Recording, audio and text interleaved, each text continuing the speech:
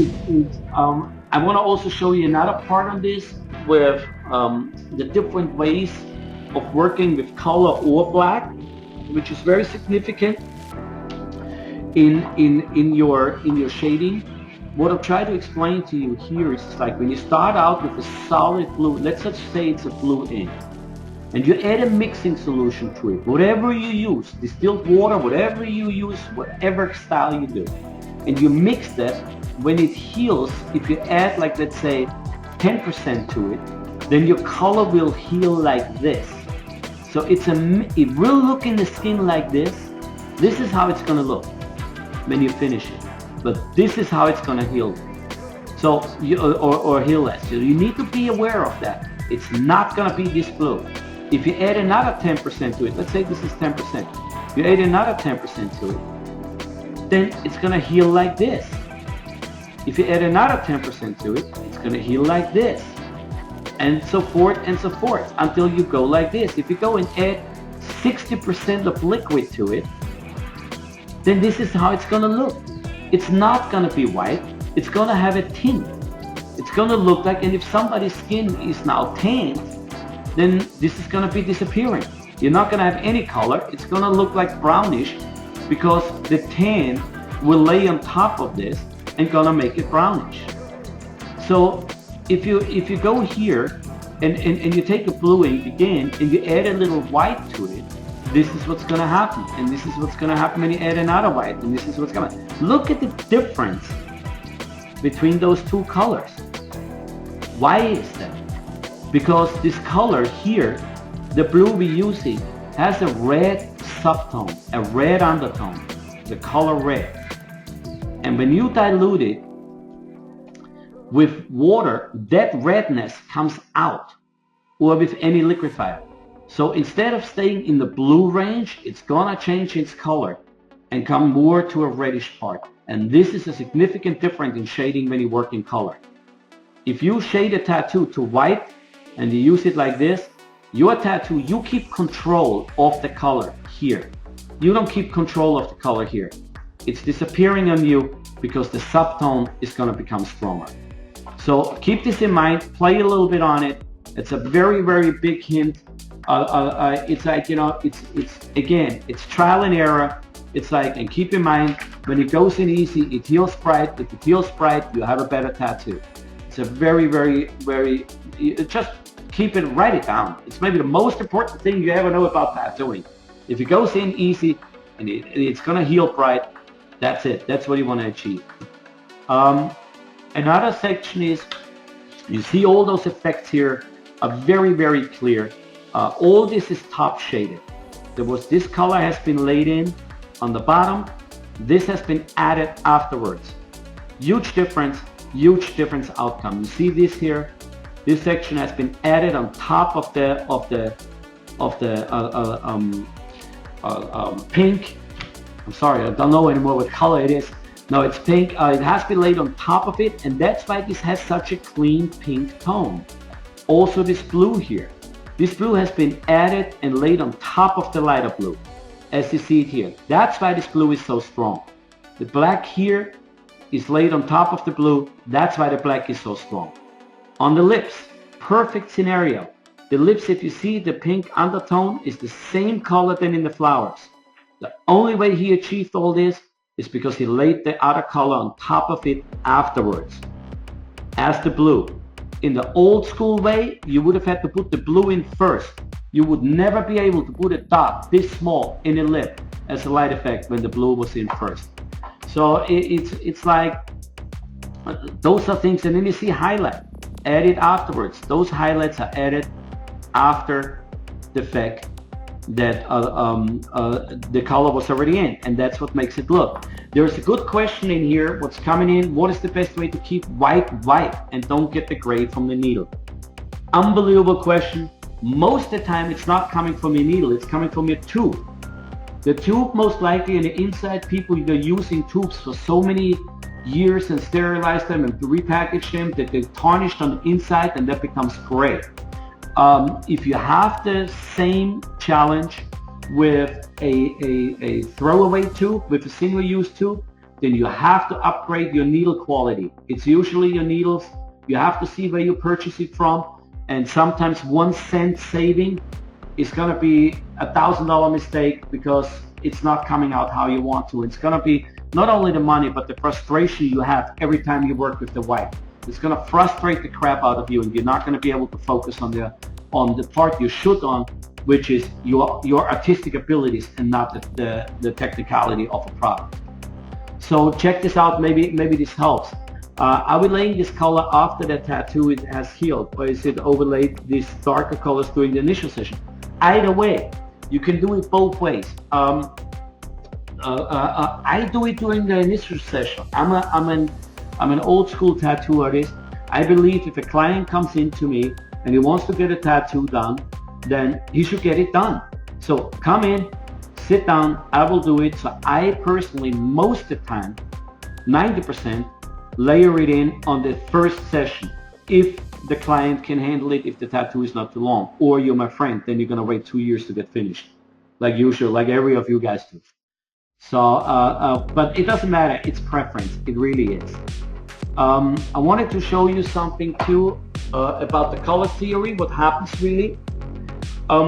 It's like if you dilute the part of the color, and this includes black as well. So if you want to make a gray, this is what happens. It's like there's different colors have different light fastness. And this is what happens when you dilute it. If it's pure pigment, it has this color. If you add a little bit more to it, liquid to it, then this is what's happening. And then when it heals, it's gonna end up to this. So you need to be very careful. It's like this color has a stronger light fastness. It means it stays longer, true to its color, even diluted. Like this. A lighter color, like a yellow, white, pinkish, if there's no white in it, it's gonna do this. You can add white to it, to the color when you mix it, when you shade it. But what happens then is like you make it more pastel. So be very aware of this. If you take a gray, let's say you take a medium gray, which is just in the middle of it, not a black, not a light gray, a medium gray, and you add white to it, it can become a silverish look, which we're going to talk about it in a second with essential silvers. If you add too much to it, it turns into pastel, and then every tattoo looks like, you know, it comes from South Beach. And I'm not saying that they're doing bad tattoos, I mean it's more metaphorical. So be aware of this, check this out. You can also try this on paper at home. Take your pigment, put your glove on, turn your color, take a drop out and stripe it out on paper and see what it does.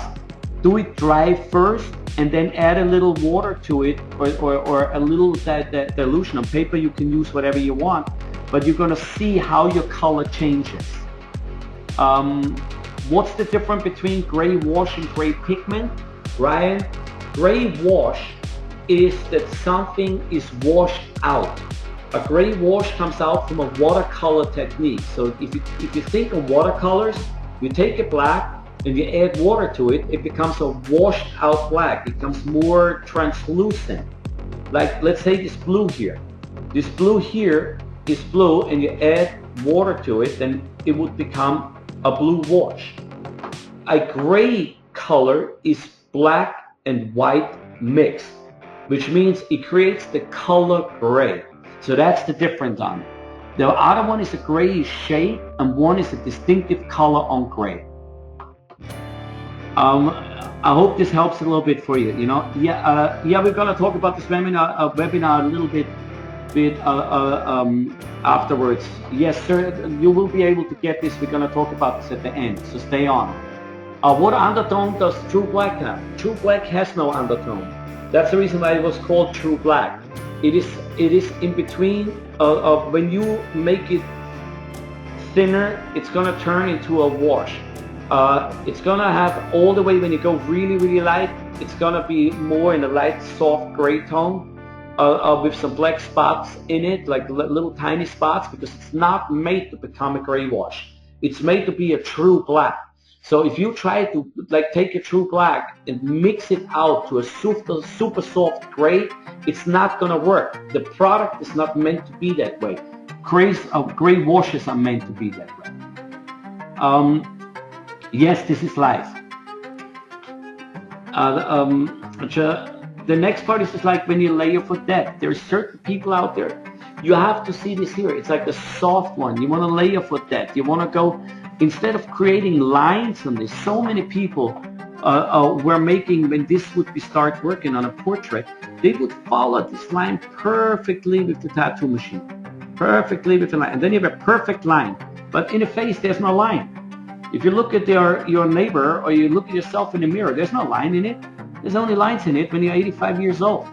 So so what you do is like you put soft shadings around them. Don't be afraid of this. Just go very soft shading here, and then later on start to add some stuff to it right here, and add a little stuff to it. Depends on how it looks in the picture. So you keep your guidelines up, but you have no line. It's a huge difference in the outcome in your tattooing. It doesn't matter if you do it in black and gray or if you do it in color. It works in both ways. Keep in mind on this piece, there's no line in here by the nose. Nothing. The only way this is done is because it was layered. It has been soft shaded like this first, and then some darker stuff has been laid on top of it. That's how this is created. You would never create this kind of shade here if you would dark shade underneath first. Doesn't work. Coming back to the silver, if you see in this tattoo, it's perfectly done as well. It's top shaded a lot, and this has an essential silver look. What it does is like it almost has a velvety feel to it. It's satiny looking, but it's not pastel-y. It is pastel-y on the light tones like here, but the essential tattoo is not. It has a weird feel to it. It has a shine to it. That's called an essential silver. It's like it's a very touchy, balanced color. You should really try to work with it. It's not a good color to dilute with any mixing solutions. It's a good color to take more white to it and mix it and overshade. So when you come in, you see these whites in here. Those whites are done on top of the silver. If you look very close to this here, it's like this purple was laid down, and then the white was laid on top of it this way. So it's not any opposite way how it would have been done 10 years ago. Start here, shade, add a little white to it, add white to it, and we would be over here. We would be out of the picture. So this is done opposite way. Play with it a little bit. I think it's a really nice try. Also this part in here, what you see, all this shading, the black has been laid in afterwards. Can you explain bloodlining for color tattoos? I can. Bloodlining was done way back in the day where you were afraid to lose the stencil and you want to use as little as possible line work. So what we did in the beginning was, like many people around the world did that, we just lined with pure distilled water. So it created a bloodline. That's why it's called a bloodline. Because what happens is at the end, it looks like somebody took a razor and just like cut little lines in your skin. But what happens is, it's like we had a guideline to start shading without line work. We didn't know that we can just start shading. We were drilled for years to use lining. So we thought, okay, I don't want to use lines, so I'll use blood lines. Did it make sense? At that time it did. That's how we created today, that we work without lines. I think bloodline is a great technique for large pieces. Yes, if you can finish them. If you make your bloodline too light, you're going to lose your line. So, and also what you have to be very careful on, out of experience, what can happen is if you use a bloodline and you're not very good trained in just using this, you will create a scar tissue. So now you have a line scar.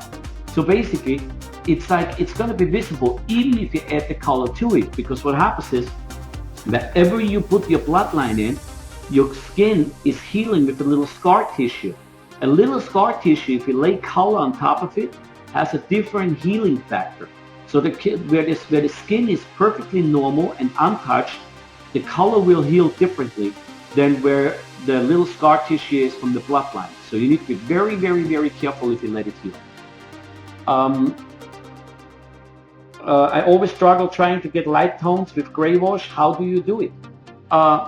Practice, and it's let me see. If you go for a light tone, I would say you should just make sure maybe you're too deep. If you're too deep and it turns reddish, then you can't see the tone. So try to feather it on your skin and don't touch it for 2 minutes, and it's gonna change. Give it some time to breathe. You're gonna see it's gonna make a huge difference.